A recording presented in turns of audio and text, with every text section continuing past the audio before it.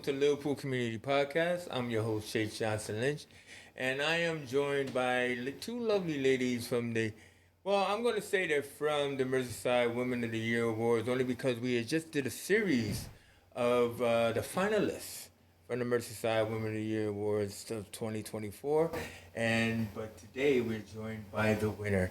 And so I'd like to welcome Donna Scully and Ellen Kerr. How you doing, ladies? Hello, we're really good, thank you. All right, all right. So I'm glad that Ellen didn't try to correct me there because I was trying to be very comfortable into like how I said it. Merseyside Women of the Year Awards, right? Because you do have a new one coming up this year. Next year actually, because nominations are gonna be open. Yeah. But what is really important is that we have you here today with us, Donna, because as people have seen before, we had the different finalists on before the award was announced and everything like that. But there can only be one winner. There can only be one. Overall, yeah, exactly. And not only was that you, Donna, but I understand you won another award as well. What was that? I did. I got 2 awards. So earlier in the day on the awards, I got the Business Leader of the Year, which I was obviously thrilled about. And I thought that was it. And then at the end of the awards, they announced the overall winner. And they called out my name and I nearly died because I couldn't believe it. Nearly died. Couldn't believe it with the shock, yeah. No. So now, one of the things we try to have fun with, what is your reaction going to be when you get that award? So can you just give us your reaction, please? Well, obviously you can hear that I'm Irish, so I'm going to be, probably this is what people expect from us Irish people, but there was, no, I'm not going to swear. I'm going to try not to swear today, but there was a fellowship award before the main award, which was a brilliant award and a great winner. And I thought that was the main award. So I was shocked when they said there's another award and then when they called my name. So I wasn't really prepared. So it was like a double shock because I thought it was all over. But yeah, I mean, you can't really... Yeah, you're in shock and then you kind of think about it for a few days and you think, I want to go back because I don't think I appreciated it enough because I was in shock. So, but yeah, no, it was a really special day. And there were 19 and me finalists, so 19 amazing finalists who I got to know over the few days and on the day. So every one of them could have won, really. So you definitely don't think it's going to be you. And everybody in it is a winner, aren't they? Yeah. Yeah, Because, to get that far. First of all, you said you had 72 nominations out of how many? Well, there were 72 nominations that get whittled down to 61. Yeah. Then those 61 go to the judging panel. And then out of those 61, 20 make it through. Yeah. So sadly, it was so strong this year. It was unbelievable. I'd say it was one of our most powerful years yet. But we've worked hard and we've tried You've gone from strength to strength. Right? Yes. How many years have you been running that award? I was the first woman to win it in 2003, and it was run by two gentlemen, and then we took it over in 2010. So this year is our 14th year, and next year it'll be our 15th year. Wow. And it's like, this is really, fantastic. As far as the celebration of female entrepreneurship, would you say? It's not just about women that are in business. It's about women that are in every sector of life, and they are in everywhere that women should be. So it's women in community, it's women in business, it's women that are in every sector, in charities, in social impact companies, you name it. And it's not just a one pigeonhole business, women in business.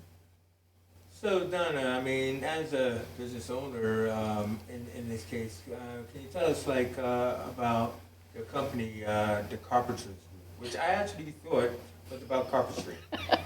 That we were carpenters, yeah. Like the wooden type, yeah. Well, No, legal and insurance we do. But yeah, I think one of the things you realise, because I am a joint owner of the company with my husband, John Carpenter, that's where the Carpenter comes from, is that owning a company gives you power.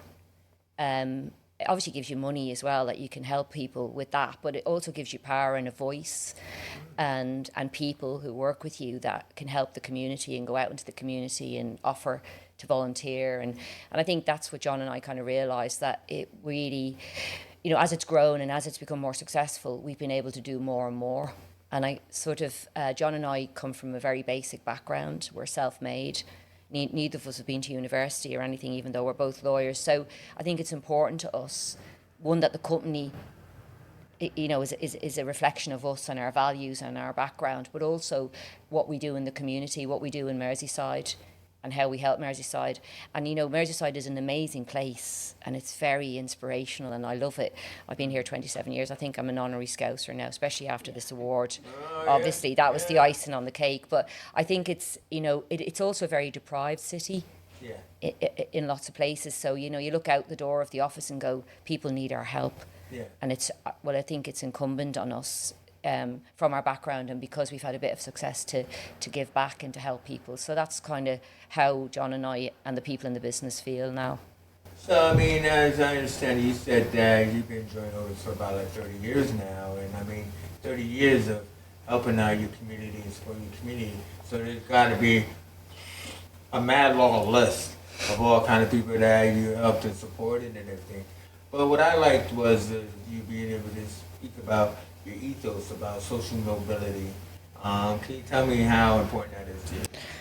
It's massively important. I think for me, and I know John feels the same, is when you come from you know, I left school at 16 and then I went back to further education as an adult to become a solicitor. So I know how tough it is and how hard it is when you haven't got a network and you haven't got that kind of, you know, education in your family already, you know, and I'm from Dublin where I was educated by nuns. I was told that I should be ambitious about getting married, not even having a career, so it wasn't really available to me. So I think John and I wanted to make sure that in the business, people like us would get a chance. So we're not bothered about what your accent is, we're not bothered about your education or, you know, your colour or your creed or your sex. We just say, if you're a nice person, if you're willing to work hard, then we want to give you a job. And the kind of job we want to give you is a job where you have you know, a career if you want it. So you can kind of progress like we have and, you know, go as far as you want to go. So there's kind of we have a lot of apprenticeships and academies where people can learn and come in at the bottom and work their way up to the top if they want. And I think, you know, I have this thing about sending the ladder down. It's very important. To bring more people up. And I think the more people like us who get a chance at leadership, at ownership of a business, then I think we're going to have a much better society. Oh no, I totally agree. That is fantastic. I mean, and I never heard of that term, but I'm going to use it. It's now mine. No, I'm kidding. You can have it. Okay. So it's part of like, you know, you said you were involved in a lot of grassroots community charities and stuff. But one of the favorites that you mentioned, not like you can't have a favorite child, but one of the things that you mentioned were like food banks. And I thought what was interesting was like a lot of people, like my first hearing about food banks was during the pandemic, you know, and everything, and how like people went around supporting other people. But you started doing food bank stuff around 8 years ago. Yeah. And I talk about this because I'm a Liverpool fan and I went to the game, one of the games, and I saw the van there. I saw them collecting food and I kind of went to see them and ask who they were, and it was Fan Supporting Food Banks, Dave Kelly and Ian and Robbie. And I said, you know, why are you doing it? And they said, because people in Liverpool are hungry and because we've seen a need. And this is like, you know, 7-8 years ago. And then as I started to look into it and I started to try and support them as a business and we were collecting food in the office, around our offices and delivering it to them and buying food for them and stuff so that they didn't go down, you know, they had enough food to give out. But I just think for me it's like a fundamental human right to have food. Yeah. It's almost like the starting point, isn't it? You know, and I think, you know, if you're hungry, the idea of a fellow human being hungry for me is just, and a child especially, and there's a lot of hungry children in Merseyside, especially at the moment, probably in the school holidays. I just think it's horrendous. And as I learned more about it, you know, and someone said to me, there's more food banks than McDonald's in the UK now. Wow. I mean, that kind of statistic is, you know, pretty mind-blowing, isn't it? So yeah, that's why for me I've got involved with that for a number of years. And it was interesting early on. I mean, I'm in insurance and legal world, so I was talking about it when I could, and you know, I was raising the profile of food banks and stuff, and people were kind of affronted by it. it upset them that I was talking about food banks in the UK, and I'm like, well, you have to face up to this because they're a reality and they're growing. And that, I mean, that there's never been more than now with the cost of living crisis. So, you know, we can't hide from the fact that we have a lot of them, and it shouldn't be like that. No, no. And I mean, you know, I mean, you mentioned like about people going hungry. I mean, like we are just now finishing off like the half program and everything like that. And there's so many different agencies like ourselves that are going around helping like kids, like especially during the summertime. Yeah. You know, with healthy activities and food and stuff like that. And it's great to be a part of something that is out there doing something proactively. Yeah. Which sounds like you are. Now, you also seem to have a love of sports. Yeah. You know, I mean, like, I don't know how anybody can love cricket, but you do. But I mean, like... My husband played at quite a high level, so Sorry, he kind of yeah, made me. no, It's not really an Irish game, but he did kind of, you know, been here a long time, and he made me like it. Okay. I like it too, John. John, right? Yeah. But it seemed like a favorite of yours is like women's football. Yeah. Because I think you mentioned you were involved with 3 women's Yeah. football teams? We've always been in sport. John is really into grassroots sport, and he's done it forever. I can't remember him not supporting grassroots football in particular. But I think for me over the last few years, and you know, we have this great 50-50 men and women at Carpenters, gender equality, which I love obviously as well. But for me, you know, women's football is so far behind in terms of support, in terms of, you know, bringing people through. So I think it's important that if we can, that we invest in it and we try and support them. So yeah, I mean, for quite a number of years now, we've been supporting Port Vale women's team. And then last year, this is season 2, the City of Liverpool set up a women's team, and they wanted a 2-year sponsorship, so we did that. We've just done a bit of extra sponsorship. And the latest sponsorship for me is the Liverpool Feds team, who I met. With uniforms and stuff like that? Yeah, so Kind of like the Bad News Bears? Well, 2 of the ladies came to my breakfast club on a Sunday morning with donations. The manager and one of the players who's just retired, and I was like, where are you from? And they said Liverpool Feds. And then I kind of looked it up, and I was like so impressed by this team because it plays at such a high level. Yeah. And it's an amateur team. They've all got jobs or they're studying. Yeah. But they're really like, they're breaking, you know, they're punching way above their weight, and they're amazing. So I looked and said, you know, I'm going to help them. They need some support. Okay, cool. But I mean, it's still great though that like a person like yourself, I mean, it sounds like it's very easy to have, you know, like opinion about what other people do. But like you are like, I'm not content just sitting at home doing things or whatever, or receiving things. I want to be out there. And one of the places that you go out every Sunday, tell us about it. The Breakfast Club. So the Breakfast Club at the Charles Thompson Mission in Birkenhead is an initiative that was set up about 7 years ago between Carpenters Group and Fan Support and Food Banks, because we saw a need in that area. There's nothing there in that area really for homeless people or people who are hungry from like Friday till Monday. Everything kind of shuts down and there's not much available. So we thought, well, we'll open up on a Sunday morning. So we're there and we get sort of 80 to 100 people turn up, and we do a unlimited cereal, tea and coffee, full cook breakfast. I call it an Irish breakfast. They call it an English breakfast, obviously. What's an Irish breakfast? Full Irish breakfast. I've heard of that term before. Well, it's similar to yours, but we have white pudding as well. Oh. So, yeah, and a bit of soda bread, probably. But other than that, it's very similar. But on Patrick's Day this year, we did have white pudding as well at the mission. So we had an Irish breakfast for Paddy's Day. But yeah, so, and we give away food when they leave. We do sandwiches and sausage rolls and things for later in the day. But it's got busier and busier over the last 7 years with the cost of living crisis, with the cost of energy. People are not able to eat and heat. So we're having to give out food that you can cook with a kettle sometimes, or just like one pan, or like things like potatoes. No one wants them anymore because that they can reheat, you mean? Cup of soups, cup noodles, you know, things like that, easy stuff. Or we cook stuff and then we'll give it to them. They just heat it. Yeah. But it's it's sad in a way, but it's a brilliant place. It's very uplifting. It's the same kind of people mostly who come every week, and we're like a family. And you know, but those people go to the mission during the week. Yeah. So they, you know, it's kind of like it's their place anyway, but on a Sunday they come to us and we have a good time. Have you been there, Ellen? Yes. You the one who said, I can confirm, she's there. She's not just there. She's there, like, cooking the food. No, I'm not cooking. Oh my God, no. No one would let me What cook you anything. did earlier? I'm the Well, she's maitre d'. there. I'm She the could maitre just- d'. She could just pay. Gee, I'm not the cook. Yeah, What the- she could They just what? I'm not even allowed in the kitchen. But You're you like do, that guy yeah. on first dates or something like Yeah, that. I'm yeah. in the front and then. Yeah, anyone who watches this who's in the kitchen on a Sunday be like, wow, no way, she's not getting in. No, I haven't been to the Breakfast No. Club, but I am a Birkenhead girl, Yeah. born and bred. Yeah. And there were 6 of us, and we used to go to Charles Thompson's mission. So Yeah, I know it very, very well. Yeah. And years and years ago, because too many years ago that I probably don't want to think about, as we were poor, we had nothing. Yeah. And we didn't really realise the value of Charles Thompson's mission and why my mum and dad used to send us. Because, you know, when I look back at pictures of us now, we do look like street urchins. It's Yeah. we were never hungry, I have to say. We were never Yeah, no, hungry. nor were we.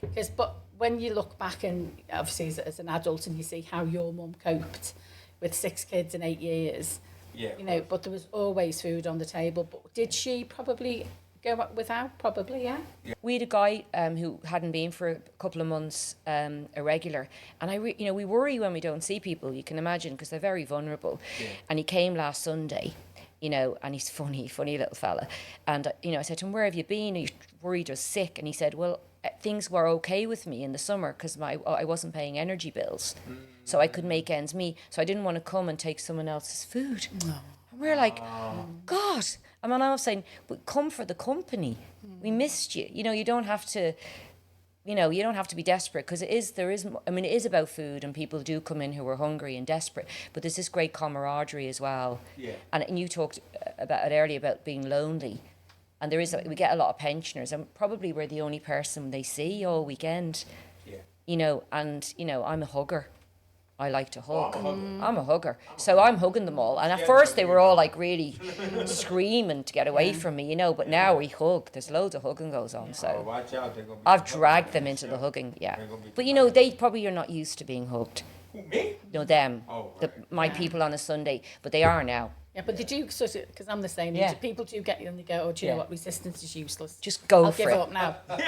Because Resistance. she is going to hug me anyway. Yeah. I'm a hugger. Yeah. But I love now that they come and hug me. Yeah.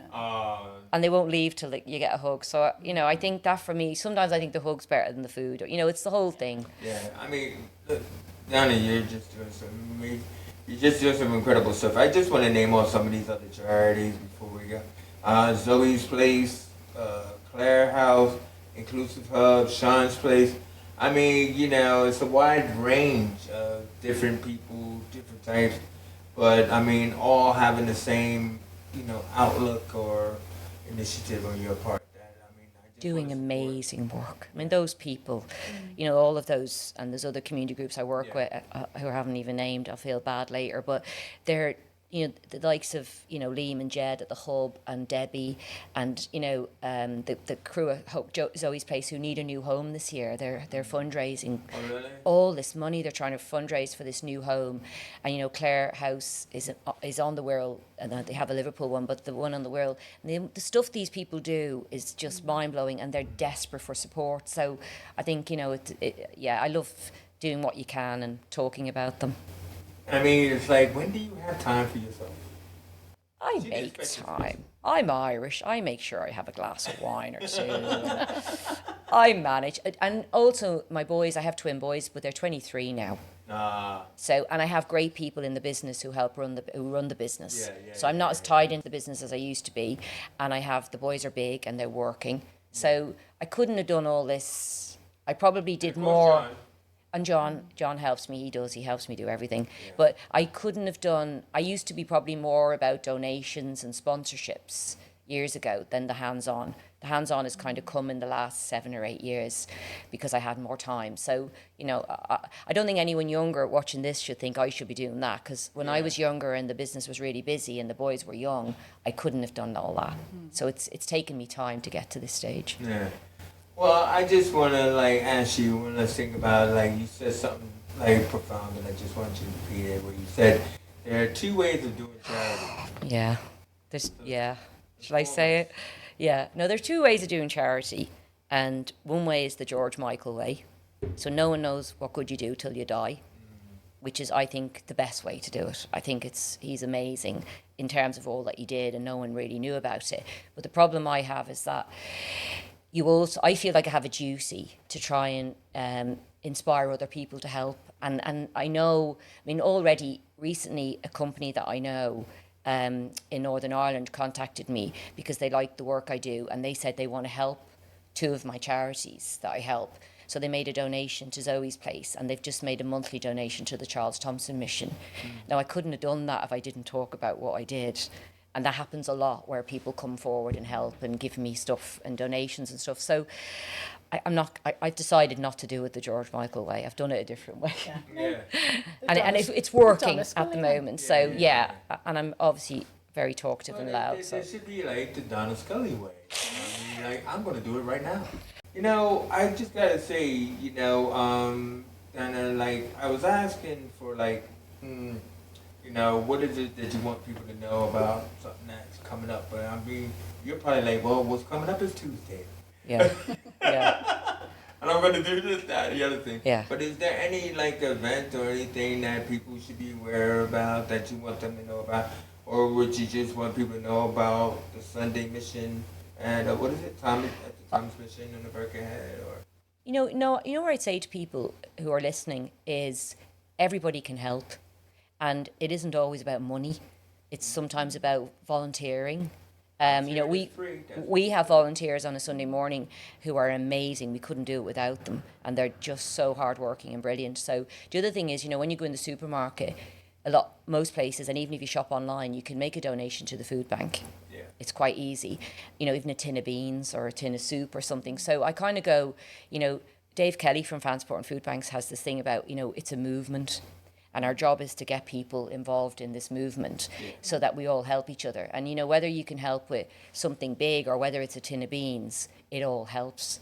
And I think for me, it's about making people aware that our fellow men are suffering and they're hungry, and their kids are hungry in school holidays because they don't get free school meals, and things that people will be quite shocked about are happening all around us, and we shouldn't really forget or close our eyes. So I would say my message is always open your eyes, open your heart, just do the little bit that you can do. I mean, on a Sunday morning, sometimes people turn up with a bag of clothes as they're driving past. Those clothes are like gold dust, particularly in the winter. So I just go, you know, if you've got any old clothes, donate them to charity. If you've got any food that it's in your cupboard that is going to get near its sell-by date, get it out, get it to the food bank. So, you know, I think if everybody helps, then we have that great movement of kindness. So spread that shit everywhere. Absolutely. she had to do it. She Hallelujah. went the whole time without expletive. I didn't think that was a swear word. You know what? It's It's not in fine. Ireland. It's not As in long as Ireland. you don't. No, do it in the Ireland first- it's not a swear As long word. as you don't do it in the first 10 minutes of the show. Yeah. So it's fine. Expletive all you want.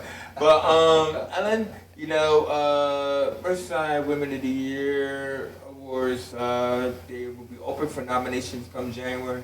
Yeah, we opened again for 2025. And everything like that, Yeah. and so something that you look forward to, anything you want to promote? The awards will be always the last Friday in June. So I think it's the 27th in 2025. And Put it in your diary. Yeah. But you're not going to do nothing for Christmas? Well, we don't do the awards, but we'll do... We might do something, but you saying you want to be invited? He's just. Is he looking for an invite? Tell me I got no life. I told you I was He's divorced. just such a schmoozer. We'll reserve our position. Yeah. Thank you. But we when the women win, the finalists, we network them all year. Yeah, well, that's what I was trying to say, because you said you had something kind of like a women's group kind of. So the women's is, so for the last 14 years, so the Woman of the Year, the overall Woman of the Year, as Donna is this year, all 14 of them, so my collective noun, because I have to make up my own language, is the womanses, but all the womanses are still out there doing the most amazing stuff. And also the finalists, the category winners, whether they've been winners or runners-up, they're still out there making a difference. Not one of them, as far as I know, and obviously it's really difficult to keep hold of like 14 years worth of women, but the women that we've kept in touch with or have kept in touch with us, because this is not my day job. So it's sort of like, you know, I don't sort of like tag people, but when you see none of them have gone, oh, do you know, this is too hard, I'm not going to do it anymore. So especially the collective of the Womanses, they're all out there still making a difference, and they're all in my phone. I try and keep in touch with them as much as I can if things come across my desk that they could, you know, be connected into, the benefit from, if there's different pots of money that they could access. So what I try to do and what we do with them is all year. So the current cohort of the finalists of Watty 24 or Women of the Year, so we have to shorten everything, so it's Watty. We will network them, so we've got various things of, you know, chamber dinners. You keep, that's what I meant, like you keep them like together. And kind of like, because women need networking with one another. Yes, and all that women need 4 things. They need a network, information, money, and self-belief. You see, I'd say wine on there as well, but I'm Irish, so. Yeah, exactly. But we have a WhatsApp group of this year's winners and runners up, and it's amazing. You know, because we support each other, we tell each other what we're doing, we can help. You know, it's just great. I mean, already. That's very busy. I mean, most days we're connecting with each other and supporting each other. So, you know, there's this stuff you get behind the scenes as well. And we're all getting to know each other and what we do in terms of charity and work and life and so on. So, yeah, I feel like already you've those people that you can call on to support you and help you. So it's really good. Well, I mean, Donna, I mean, you know, I mean, like, is there like a carpenters group like website or something? Yes. Yeah, carpentersgroup.co.uk. Yeah, no, we're there. We have, and also we have, you know, lots of jobs and things on there. So it gives you information about us. Yeah, no, because we do a lot of mentoring around the city. I mean, I was out this week in Toxted. I was in at the Kuma Millennium Centre on Tuesday. You know, letting people know about the company and what we do, and because it was obviously it's A-levels and GCSE time, isn't it, as well? So I think it's important to us. We go out to schools in Merseyside as well, and we're trying to, you know, to tell people where we are and what we do and the careers that are on offer there. But the website has a big area for careers, so if anyone young is out there and they want to have a look at jobs and want to see more about us, then have a look. Carpenters group, no underscore, no period? No. Yeah. All right. Well, you know, you heard it here first. I mean, it's been fantastic speaking with you, Donna. I can understand why you were the overall winner and everything like that. You know what I mean? Like, what does the next candidate have to offer? You decide. Every year it's different, though. It really is, James. No, I know. You know, you're just blown away by the calibre of the women that are in our city. It is totally unbelievable. The difference, the women, the difference they make, and the women of the city are the glue that keeps the city alive and as vibrant as it is. And sort of like, you know, why would you not celebrate them? I would. And just to finish off as well, I'm the first Irish woman to win. Now for all those Irish immigrants women who came over here and who, you know, everywhere I go here, everyone says they've got Irish relatives. So we must have got everywhere. So I was very moved by that as well. You know, I mean, you know, I know Phil has given me the finger so many times, telling me to end it. But I just gotta say, your accent is so strong for being here for like, what'd you say? So next year I'm in England, nearly 40 years, I think. 40 years? See, I've been here like 22 years, and I still have a strong New York accent. People, every time I get in the town, they think I just got here. Yeah. You know what I mean? But so, I mean, your accent is so strong. And you know what I say to them? Why would I lose it? Yeah. True. Yeah. I don't want it. Yeah. I'm delighted I still have it. Yeah, I just thought that was a cool way to end. But anyway, why would I lose it? Thank you, Helen Kerr and Donna Scully. And I am your host, Jake Sanchez. I didn't talk much to Phil because he had nothing to say. But like, I just love him. Anything? So, no. All right, until then, we out of here.